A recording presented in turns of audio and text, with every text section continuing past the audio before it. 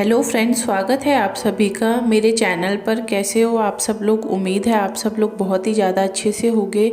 तो वीडियो को स्टार्ट करते हैं। वीडियो का थंबनेल और टाइटल आप लोगों ने देखा होगा और आप लोग भी काफ़ी ज़्यादा खुश हो रहे होंगे इस बात को सुनकर कि क्या सच में नन्नू अपने बच्चे से मिला है, नहीं मिला है, क्या सब चीज़ें हुई हैं। वही सारी बातें मैं आप लोगों को बताने वाली हूँ कि आखिरकार क्या हुआ है। तो वीडियो को स्टार्ट करने से पहले आप लोगों में से जो लोग भी नए हैं मेरे चैनल पर, तो चैनल को सब्सक्राइब ज़रूर करो, वीडियो को लाइक करो और शेयर करो। और कोशिश मेरी हमेशा से यही रही है, मैंने आप लोगों को पहले भी कई बार ये बात बताई है कि मैं हमेशा से ये चाहती हूँ कि आप लोगों तक ऐसी न्यूज़ पहुँचे जो आप लोगों तक इन लोगों के व्लॉग्स के थ्रू नहीं पहुँच पाती, क्योंकि ये लोग आप लोगों को आधी अधूरी बात बताते हैं और जो भी सच बात होती है वो आप लोगों तक पहुंच ही नहीं पाती। घुमा फिरा के बातें आप लोगों तक पहुंचाई जाती हैं, आप लोगों को कंफ्यूज किया जाता है।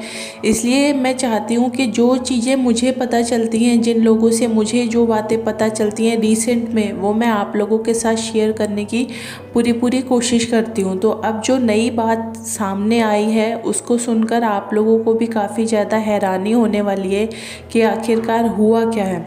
जिस तरीके से आप लोगों को पता है कि नन्नू और जो प्रीतो का जो भी लड़ाइयाँ हुई थी, जो भी सब चीज़ें हुई थी, उनको पहले कोशिश की गई थी कि उन चीज़ों को सॉल्व किया जाए। लेकिन एक समय ऐसा आ गया था जब लगने लगा था कि ये चीज़ें सॉल्व नहीं होने वाली। तो लीगल तरीके से इन चीज़ों के लिए एक्शन लिया गया, यानी कि कोर्ट का सहारा लिया गया और कोर्ट में ये सब चीज़ें अब चल रही हैं।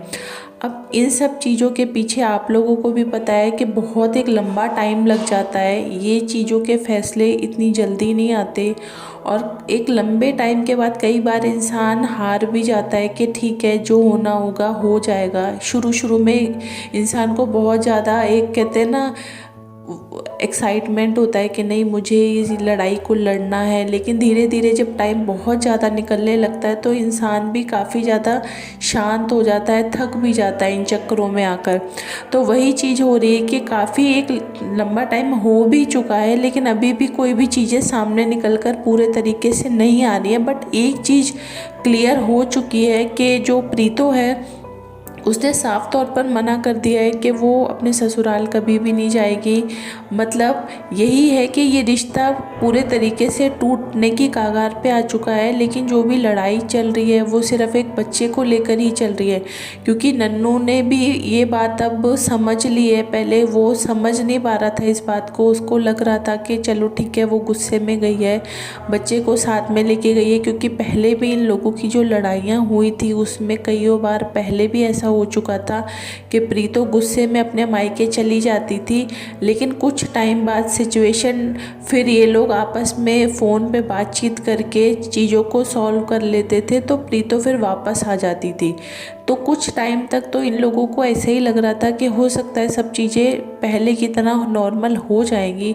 बट इस बार जो कंडीशन हुई वो बहुत ही ज़्यादा उस ख़राब हो गई, इतनी ज़्यादा ख़राब हो गई कि प्रीतो को अभी अपने में मायके में रहते हुए 1 डेढ़ साल होने वाला है और अब वो ससुराल जाने के लिए भी पूरे तरीके से मना कर रही है। उसने मना कर दिया है कि वो वहाँ पर नहीं जाएगी। तो पहले नन्नू को लग रहा था कि हो सकता है वो वापस आ जाएगी, बट अब उसको भी समझ में आने लगी हैं ये सारी बातें कि इन सब चीज़ों के बारे में ज़्यादा सोचने से कुछ नहीं होने वाला। क्योंकि जब उसने फाइनल डिसीजन अपना ले ही लिया है कि उसको नहीं आना, तो ऐसे इंसान को समझाने का कोई फ़ायदा भी नहीं है। तो इसीलिए नन्नू भी अब ये चाह रहा है कि ये जो भी लड़ाई है, यानी कि जो बच्चा है, बच्चा दोनों का है, ठीक है, उसको नहीं आना वो ना आए, लेकिन जो बच्चा है बच्चे के ऊपर दोनों का ही इक्वल अधिकार है। यानी कि जितना प्रीतो का वो बच्चा है उतना नन्नू का भी वो बच्चा है। इसलिए नन्नू जो ये कोर्ट का केस लड़ रहा है वो सिर्फ अपने बच्चे के लिए ही लड़ रहा है। और सुनने में जो अब एक नई बात आई है हम लोगों के सामने, वो ये आई है कि नन्नू को कोर्ट की तरफ से एक मौका दिया गया है बच्चे से मिलने का, और बताया जा रहा है कि नन्नू बच्चे से मिला भी है।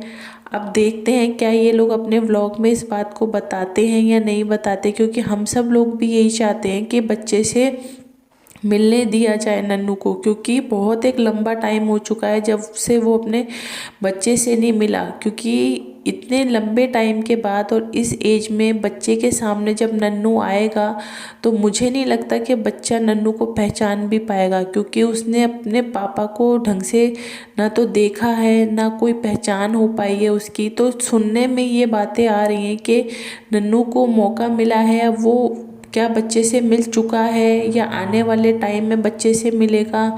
इन सब चीज़ों से रिलेटेड भी जो बातें मुझे पता चलेंगी वो मैं आप सब लोगों के साथ शेयर करने की पूरी कोशिश करूँगी। और हम सब लोग तो यही चाहते हैं, मुझे लगता है जैसे मैं चाहती हूँ उसी तरीके से मेरी तरह और भी बहुत सारे लोग ऐसे हैं जो यही चाहते हैं कि नन्नू अपने बच्चे से मिले और उसके साथ एक अच्छा टाइम स्पेंड करे, दोनों साथ में रहें। यही सारे चीज़ें बहुत सारे लोग भी देखना चाहते हैं।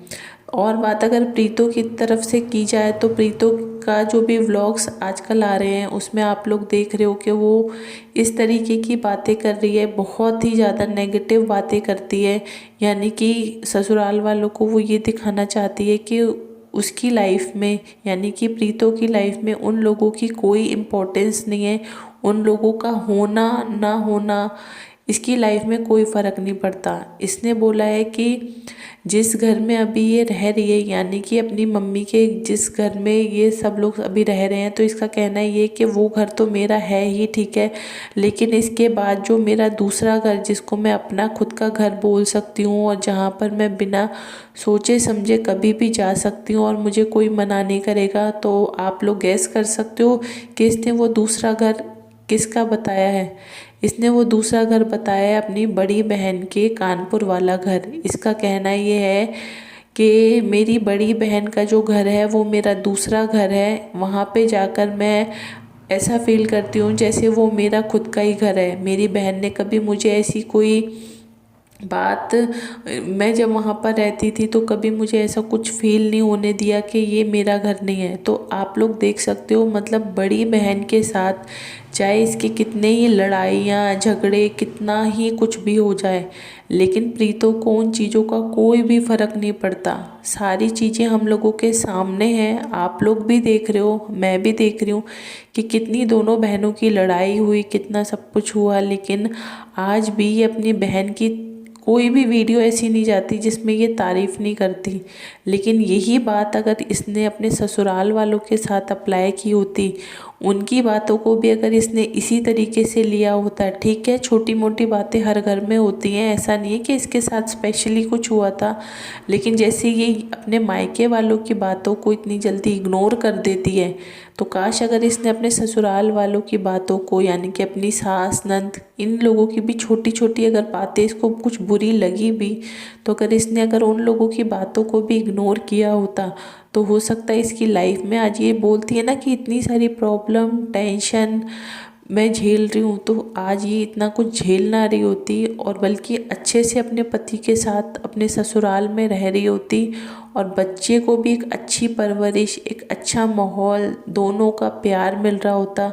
क्योंकि अभी उस बच्चे को दोनों का प्यार नहीं मिल पा रहा, तो उसकी कहते हैं ना बढ़ोतरी भी अच्छे से नहीं हो पा रही है।